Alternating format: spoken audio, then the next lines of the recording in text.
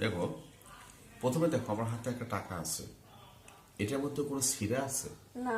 আচ্ছা, আর এটা একটা কলম, তুমি দেখতে পাচ্ছ? হ্যাঁ। স্টিলের। হ্যাঁ। এবং এটা লেখা যায়, তো আমি একটা জায়গায় পয়েন্ট করি, ঠিক আছে? ধরো এই জায়গাটায় আমি একটা পয়েন্ট করলাম, ঠিক আছে? ওকে। তো এখন আমি কি করছি দেখো, এই টাকাটাকে, এই কলমটাকে আমি এই টাকার ভিতরে ঢুকাই দিব, ঠিক আছে? তো প্রথমে দেখো আমি এই মাপটা দিলাম ঠিক মিডল পয়েন্ট। এখন দেখো এইভাবে ধরার পর আমি এইভাবে জোরে মারলাম, এখন টাকাটা কিন্তু দেখো ছিদ্রি হয়ে গেছে। হ্যাঁ। দেখতে পাচ্ছ? হ্যাঁ। ক্লিয়ার ছিদ্রি হয়ে গেছে।